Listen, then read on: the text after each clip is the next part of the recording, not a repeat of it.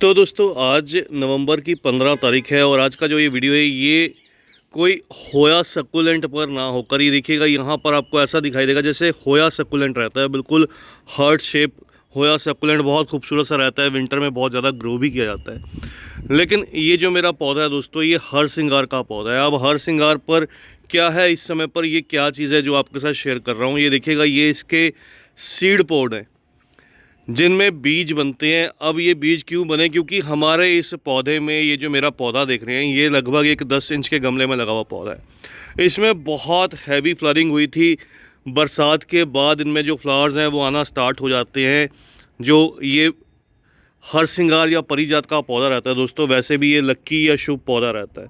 तो हर गार्डनर इसको घर में ग्रो भी करता है, गमले में ये चल भी जाता है। इसके बॉन्साई भी हालांकि रेडी किए जाते हैं, लेकिन फ्लावरिंग का जो सीज़न रहता है वो बहुत ज़्यादा सर्दी पड़ने से ठीक पहले तक रहता है। तो अभी क्योंकि सर्दी की शुरुआत हो चुकी है, इसमें एक बार बहुत हैवी फ्लावरिंग हुई थी। आज की इस वीडियो में बात करेंगे दोबारा फ्लावरिंग के लिए क्या किया जा सकता है, ऐसा क्या हम स्टेप जो है वो ले सकते हैं जिससे इस पौधे में जो फ्लावरिंग है वो कंटिन्यू चलती रहे। और क्या हमें इस तरह से जो इसके बीज बनना स्टार्ट हुए हैं, ये बीज को रखना चाहिए, नहीं रखना चाहिए। तो आज की वीडियो में ये सारा कुछ आपके साथ शेयर करूंगा। वीडियो को पूरा देखिएगा, वीडियो आपको जो है वो इन्फॉर्मेटिव लगेगी। सबसे पहले अगर देखिए दोस्तों सीड्स की बात करूं तो सीड्स में क्या रहता है, जब ये फ्लावर्स पेंट होते हैं, फ्लावर्स के बीच में से नीचे से ये इस तरह से देखिए ये जो फ्लावर्स पेंट होने के बाद सीड पोड जो है ये बनने लगते हैं। और ये फ्लावर्स पेंट होने के बाद कुछ इस तरह से पौधा जो है वो दिखाई देता है। इसकी खासियत रहती है पौधे की, ये जब फ्लावरिंग स्टार्ट करता है तो गुच्छे में स्टार्ट करता है, एक साथ बहुत ज़्यादा नंबर्स में फ्लावर्स निकल कर आते हैं। ये देखिए यहाँ पर भी एक जो बीज है ये निकलना, सीड पोड जो है वो निकलना शुरू होने वाला है। तो सीड पॉड किसको चाहिए जिसने एक से बहुत से पौधे मल्टीप्लाई करने हैं। हालांकि ये पौधा बीज के अलावा कटिंग से भी ग्रो कर जाता है। तो मुझे इसकी सीड्स की रिक्वायरमेंट नहीं है, क्योंकि अगर आप पौधे में सीड्स जो है वो बनने देंगे तो क्या होगा, आपका पौधा जो है वो पूरी तरह से फोकस करने लगेगा इन सीड्स को सेव करने में। इसलिए फ्लावरिंग के जो चांस हैं वो बिल्कुल कम हो जाएंगे या बंद हो जाएंगे, और नीचे से जो नई ग्रोथ है वो निकल कर भी नहीं आएगी। अब क्या रहता है इन पौधों में, जो नई ग्रोथ पर नई फ्लावरिंग होती है। अब यहाँ पर आप नोटिस कीजिए, नई ग्रोथ जो है वो नीचे से निकलना चाह रही है, निकलना तो चाह रही है, लेकिन ऊपर बीज बन रहे हैं। इस वजह से क्या है, जो ग्रोथ है वो बहुत स्लो है। तो हमें अब क्या करना है, हमें इस पौधे की जो है वो ट्रिमिंग करनी है। ट्रिमिंग किस तरह से करनी है ये बहुत ज़रूरी है जानना। ट्रिमिंग जो है वो लाइट ट्रिमिंग करनी है, अब इस समय पर हार्ड ट्रिमिंग नहीं करनी। अगर आप चाहते हैं कि आप बीज किसी को गिफ्ट करना चाहते हैं या बीज से नए पौधे तैयार करना चाहते हैं, तो उस केस में केवल आप इन पौधों की जो है वो, इन सीड्स को जो है वो डेवलप होने दीजिए। अदरवाइज इन सीड्स की कोई रिक्वायरमेंट नहीं है, नहीं तो पौधा सारी सर्दी भर जो है वो स्ट्रेस में रहेगा। इन सीड्स को मैच्योर होने में, ब्राउन होने में बहुत लंबा समय जाएगा। तो अब हमें क्या करना है, लाइट ट्रिमिंग कैसे करनी है। ये देखिएगा, ये सीड वाली जो ब्रांच है, यहाँ पर सीड है, नीचे यहाँ तक जो है वो फ्लावर्स आए थे। फ्लावर्स के बाद यहाँ से अब देखिए नई जो शूट्स हैं वो निकलना चाह रही हैं। यहाँ से देखिए आपको दिखाई देगा। तो अब हमें क्या करना है, यहाँ पे इस शूट को पूरी एनर्जी मिले, तो पूरा फोकस प्लांट का इस शूट में रहे। इसलिए इस पौधे की जो ट्रिमिंग है, इस शूट के ऊपर से, यहाँ से देखिएगा इसकी मैं ट्रिमिंग इस जगह से, इस शूट के ऊपर से, ये ऊपर की जो ब्रांच है इसको इस तरह से निकाल दूंगा।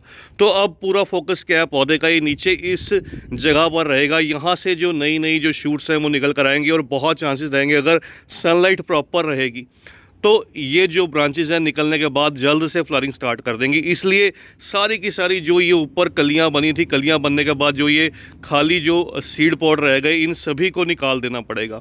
तो ये काम सबसे ज़रूरी है। इसके बाद रहेगी फर्टिलाइज़र की बारी। तो जल्दी से मैं सारे के सारे ये जो सीड पॉड है ये लाइट ट्रिमिंग करके सारे के सारे रिमूव किए देता हूँ। ये देखिए आपको एक दो और दिखाता हूँ सेम इसी तरह से। ये देखिए ये जो ब्रांच है, यहाँ पर ऊपर भी एक बीज बन रहे हैं, यहाँ पर नीचे की साइड में भी बीज बन रहे हैं, और इसके नीचे यहाँ से जो ब्रांच है ये निकलना चाह रही है। तो इसको भी यहाँ से जो है वो मैं कट कर दूंगा इस तरह से। तो आप कोई भी शार्प कटर ले लीजिए, कोई भी आपके पास टूल रहे उसका इस्तेमाल कीजिएगा। तो यहाँ से सारे के सारे जो भी पौधे की ब्रांचेस हैं ऊपर की साइड में, सारी जो टिप साइड में है, इसकी जो मैं ट्रिमिंग है वो कर देता हूँ। तो ट्रिमिंग का प्रोसेस अपने पौधे में भी कीजिएगा, बस लाइट ट्रिमिंग कीजिएगा। इस समय आगे आने वाला जो ज़्यादा सर्दी का मौसम रहेगा दोस्तों, इस पौधे का वो रेस्ट या डोरमेंसी का समय रहेगा। तो ज़्यादा सर्दी में थोड़ा ये निद्रा में चला जाएगा, जहाँ पर टेम्परेचर डाउन जाएगा वहाँ पर ग्रोथ रुक सी जाएगी इस पौधे की। अब एक चीज़ और देखिएगा, यहाँ पर क्या है, यहाँ पर देखिए जो ये बीज बनना स्टार्ट होंगे, इसके नीचे से ही यहाँ पर जो ग्रोथ है वो आने लगी है। तो ग्रोथ स्टार्ट होने वाली है। तो आप चाहें तो इस तरह की जो बर्ड्स रहती हैं ऊपर जो ख़त्म हो चुकी हैं, इनकी पिंचिंग भी कर सकते हैं। तो आपके पौधे पर डिपेंड है आपका पौधा किस तरह से ग्रो कर रहा है। ये आपको अपने पौधे पर जो है वो चेक करना होगा। आप चाहें तो कुछ एक ब्रांचेस की ट्रिमिंग कीजिएगा, कुछ ब्रांचेस की केवल पिंचिंग कीजिएगा। अब इसका हार्ड प्रूनिंग का जो समय रहता है वो एक्चुअल में मानसून से ठीक पहले का रहता है। मानसून जब स्टार्ट होने वाला हो आपके एरिया में, उस समय पर इसकी जो हार्ड ट्रिमिंग है, रिपोर्टिंग है, वो करनी चाहिए, या फिर अब फरवरी मार्च के बाद। क्योंकि गमले में जब ये पौधे लगते हैं ना, तो उस समय पर क्या होता है, ये पौधे तेज़ी से ग्रो करते हैं, इनकी जड़ें जो हैं वो बहुत तेज़ी से डेवलप करती हैं। तो इनको रिपोर्टिंग की साल में जब गमले में रहते हैं, थोड़े से मैच्योर होने पर लगभग 2 बार जो है वो साल में रिपोर्टिंग की रिक्वायरमेंट रहती है।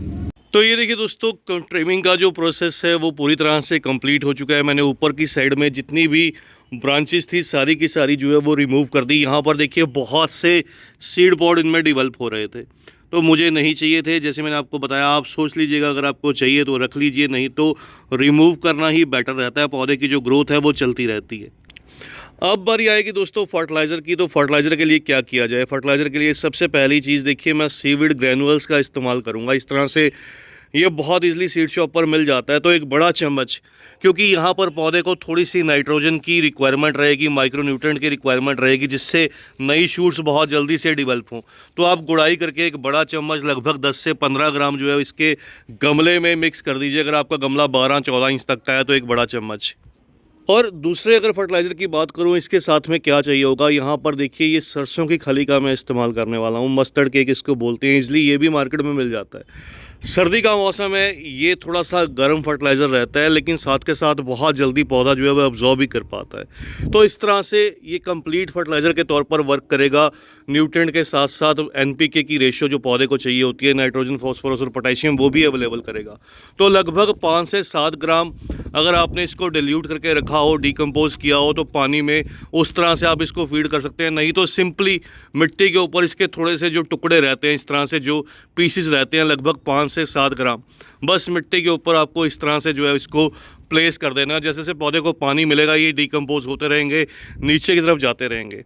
तो ऐसा करने से पौधे को फुल सनलाइट में रखना तीसरा काम बहुत ज़रूरी है। इसके बाद आप नोटिस कीजिएगा कुछ ही दिन के अंदर आपका जो पौधा है वो अच्छे से नई ग्रोथ तो करेगा ही करेगा, लेकिन साथ के साथ धूप मिलने पर अगर सनलाइट आपके एरिया में प्रॉपर रहेगी तो ये फ्लावरिंग भी कंटिन्यू करता रहेगा। तो बस दोस्तों, ये थी हरसिंगार परिजात के बारे में इन्फॉर्मेशन। अगर आपका पौधा एक बार फूल दे चुका है, दोबारा फूलों के लिए तैयार करना है, तो ये सेम प्रोसेस फॉलो कीजिएगा, आपको जो रिजल्ट है वो बहुत बढ़िया मिलेगा।